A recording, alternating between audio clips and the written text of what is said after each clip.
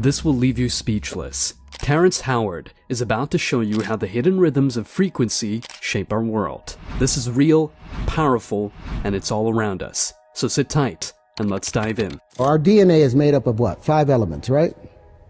Hydrogen, carbon, nitrogen, phosphorus, and oxygen. You know how they're arranged? The phosphorus sits right here in the middle, and you've got 4 oxygen atoms surrounding it. Then there's another phosphorus, 2 more oxygen atoms. Now these are the legs of that double helix. These are the legs. Now the latter steps on it, they become the adenine, the guanine, the cytosine, and thymine, the ATCGs. It turns out hydrogen, they used to think that energy, the body transferred or understood the energy information through electricity. They're finding out it's through frequency. Well, guess what hydrogen sounds like? It's a key of E, and it's a color yellow. That's what proper physics gets you to. Oxygen is a chartreuse, and it's the key of F over F sharp.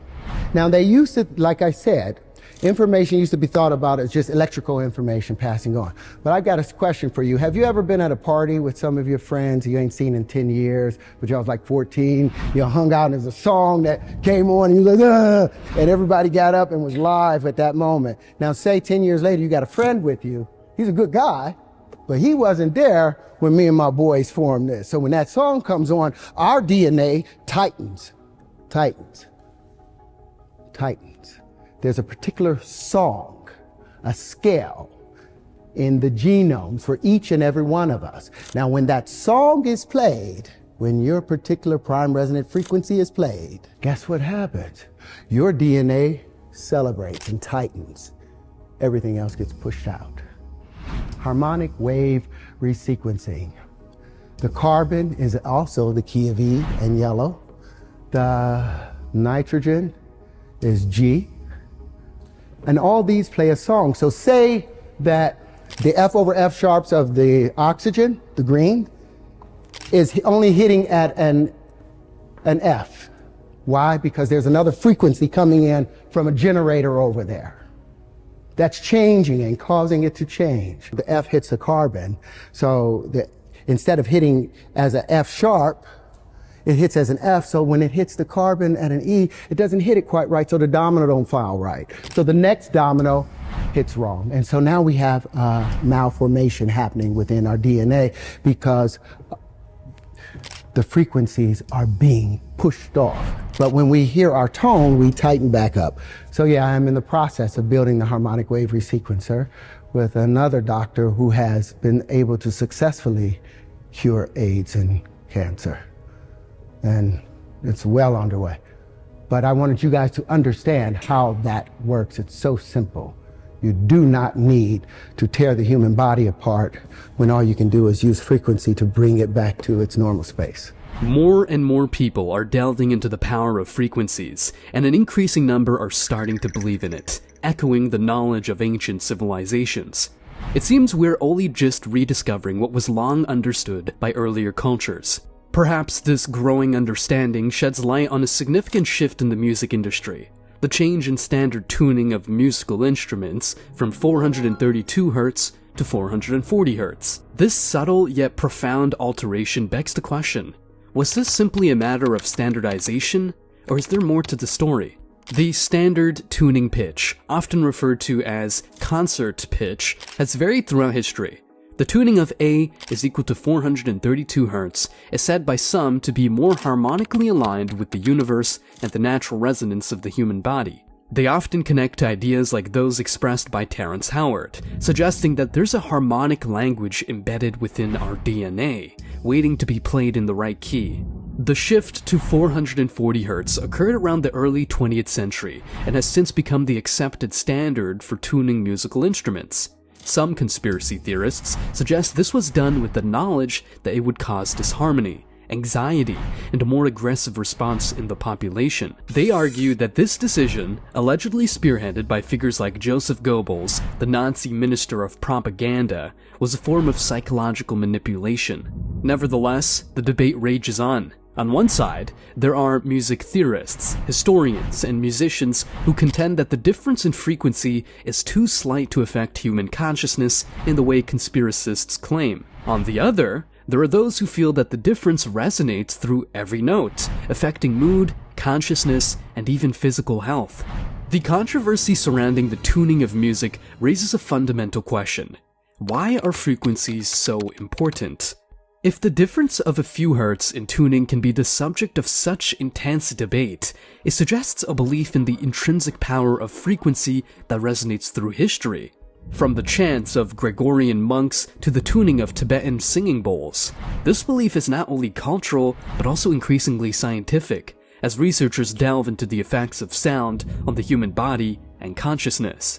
The importance of frequencies in music might extend beyond mere preference or historical precedent. It taps into the very way our brains process sound waves, the vibrations they create, and how these can influence our emotional and physiological states. Some studies suggest that music tuned to certain frequencies may enhance mood or cognition, although more research is needed to establish definitive effects. As we ponder the implications of Terrence Howard's assertions and the historical shift in music tuning, it becomes clear that to understand the full impact, we need to venture deeper into the science of sound. It's within the realms of acoustics, neuroscience, and even quantum physics that we can search for the answers to how and why frequencies might hold such sway over our well-being. In the following segment, we shall delve into the complexities of frequencies, examining the science behind their influence. From the molecular to the cosmic level, frequency is a fundamental aspect of our universe, and possibly a key to unlocking more harmonious states of existence. Let's dive into the science. Let's start small, with the atom. The concept that matter is not solid, but a cloud of potentialities comes from quantum mechanics. Electrons vibrate at specific frequencies determined by their energy levels, and these frequencies can be so exact that they define the identity of an atom. The atomic clock, a marvel of precision, is based on the vibrational frequency of cesium atoms, which is around 9,192,631,770 Hz, a frequency so stable that time itself is now defined by it. Moving into the biological domain, frequencies are equally critical. The human heart is a testament to this. The average resting heart rate sits between 60 to 100 beats per minute, each beat a frequency that can be affected by the slightest hormonal shift. Even brain function hinges on frequencies, with neural oscillations, brain waves, varying from the low delta frequency, 1 to 4 Hz during deep sleep, to the high beta frequency, 13 to 30 Hz in active thought. Nikola Tesla famously quoted, "If you want to find the secrets of the universe, think in terms of energy, frequency, and vibration." His work on the alternating current system was a dance with frequencies, manipulating them to transmit energy across vast distances, changing the world forever. He speculated on the potential of frequencies to influence the physical world, with rumors of an experiment that nearly shook a building to its foundations using a small mechanical oscillator at a resonant frequency. The power of frequencies is evident not just in the transmission of energy, but in their potential for disruption when out of balance. For instance, the resonance frequency of human eye sockets is around 18 Hz, and exposure to this frequency can lead to discomfort and blurred vision.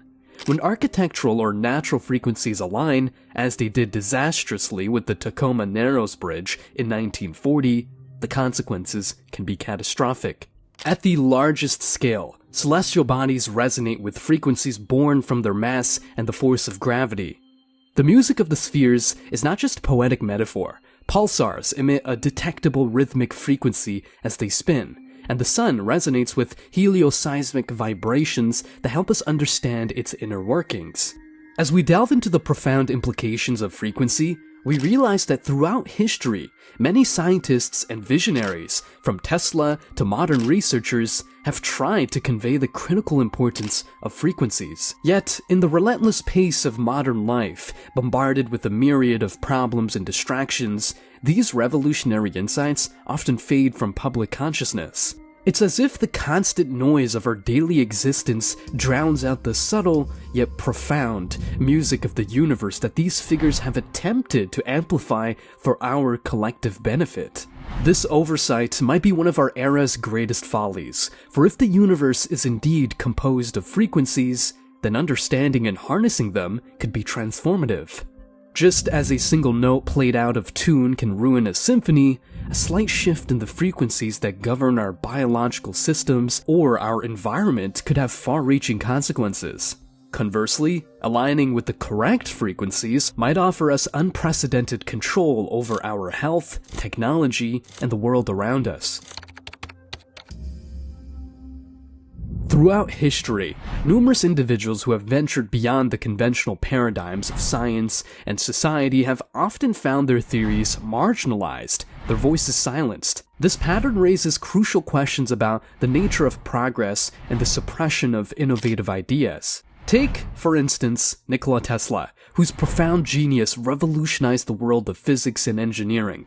After his death, it's widely reported that many of his papers and research notes were confiscated by government agencies. The full extent of Tesla's work remains shrouded in mystery, fueling speculation that some of his revolutionary ideas were too transformative or too threatening to be released to the public. Similarly, the curious case of Royal Raymond Rife, who claimed his Rife machine could cure cancer with frequency therapy, was met with considerable skepticism and legal challenges, leading to the eventual downfall of his research. Critics argue his science was flawed, while supporters suggest his work was undermined by a medical industry that felt threatened by his claims. Moving into the realm of entertainment and social influence, actor Terrence Howard presents a contemporary example. Known for his acting career, Howard's recent foray into the realm of alternative physics has been met with both intrigue and disdain. Whether his theories on the structure of DNA and its relation to frequencies hold water is subject to scientific scrutiny. Still, his abrupt descent from Hollywood raises eyebrows. It suggests a pattern where celebrities who diverge from their expected roles and advocate for radical ideas quickly find themselves ostracized. The pattern is disturbingly familiar, from Wilhelm Reich, who claimed his orgone energy discoveries could tackle diseases and was subsequently jailed, to more current figures like Dr. Judy Mikovits, whose controversial views on vaccines and virology have been staunchly opposed by the scientific community. These individuals often face a dichotomy. Either they are pioneers ahead of their time, or they are outliers whose theories simply do not align with empirical evidence. The issue at hand is not always about the validity of their claims, but the response they elicit. Society's discomfort with challenging the status quo often leads to the dismissal of ideas that deviate from the mainstream narrative. Is this a self-protective response from established institutions, or is it a mechanism that ultimately hinders progress by stifling innovation? Media's role in sculpting public consciousness cannot be understated, particularly when it intersects with health and science.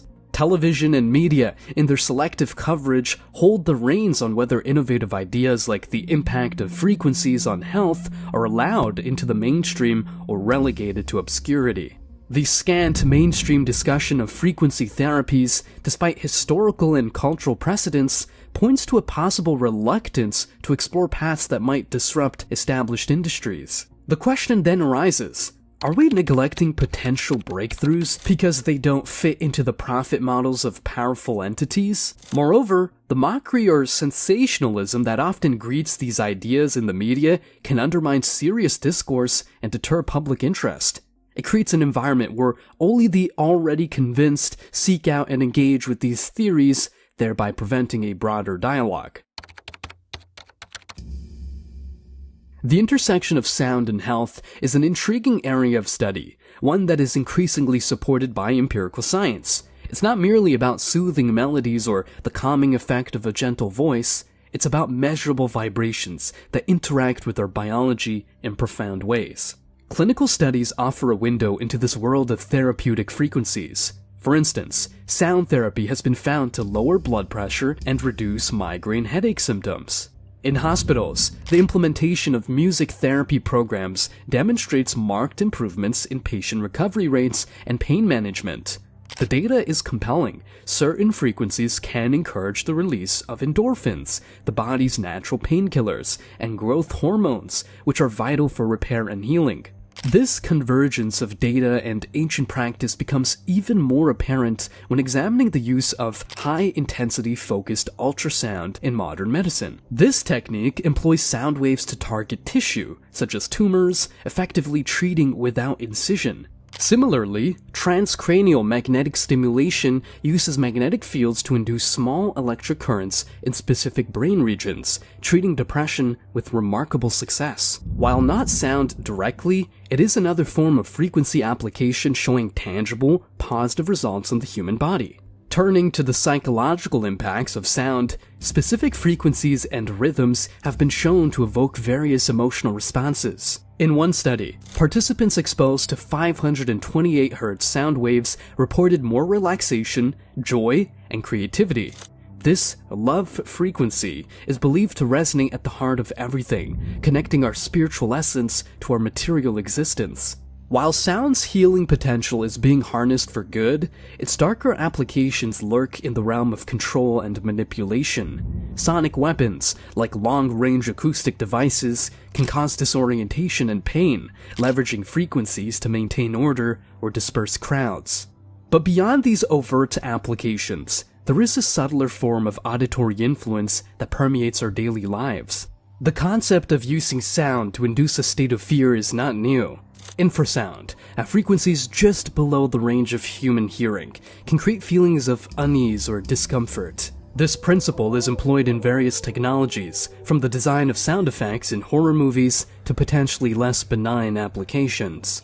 News broadcasts and radio shows are often underscored with specific tones that may subtly influence the listener's emotional state. It's not just the content that can create anxiety or fear, it's the delivery mechanism itself. Fast-paced, high-pitched tones can create a sense of urgency or stress, while lower, drawn-out notes might induce a state of solemnity or concern. The power of this is not to be underestimated, as it can shape public consciousness and potentially manipulate societal responses to events and policies. The ethical implications of such uses of sound are immense. While we know that sound can heal, comfort, and restore, if misused, it has the potential to control or instigate distress. As we further understand the full capabilities of frequencies on our physiology and psychology, we must navigate the fine line between beneficial and harmful applications. The key will be in informed consent and ethical oversight, ensuring that the power of sound is respected and used for the collective good. The significance of self-education in this realm cannot be overstated. It is imperative for each of us to delve beyond the surface, to actively engage with the research, and to explore the science for ourselves. In an era where information is at our fingertips, yet so often filtered through a lens of corporate or political agendas, personal inquiry becomes a tool of empowerment. By seeking out these studies, engaging with the data, and questioning the narratives presented to us, we take control of our own understanding and, in turn, our health and well-being. As we navigate this landscape of sound and frequency, it's worth remembering that the marvels of modern science are echoes of ancient wisdom. Cultures across the globe have long turned to the vibrations of the earth and the harmonies of the cosmos, seeking connection and healing. In this, perhaps we see the hand of the divine, a tapestry of natural remedies woven with intricate care, awaiting our recognition and respect. God, in His greatness, has indeed left us many tools to enrich our existence. Sound, with its capacity to reach deep within the fabric of our being, is one such gift. Whether it's the soothing hum of a mother's lullaby or the precise frequency that disrupts a cancerous cell, the spectrum of sound's potential is as broad as it is profound. But to harness these tools, we must first acknowledge their existence and then have the courage to explore their applications. Awareness is the first step toward transformation. In being open to the unconventional, in challenging the status quo, and in seeking the truth with earnest intent, we invite new possibilities into our lives. We may not hear these truths broadcasted between the latest pop songs or discussed during primetime TV, but their whispers are there, between the lines of published studies and in the shared experiences of those who have dared to step beyond the conventional path. In closing, Let us take these whispers, these fragments of forgotten knowledge, and assemble them with both skepticism and hope. Let the tools left for us be handled with wisdom, and let us not be daunted by the silence of the mainstream. For in our quest for understanding, we might just discover the frequencies that resonate with our deepest potential. Harmonies that can tune not only our health, but the very essence of our lives.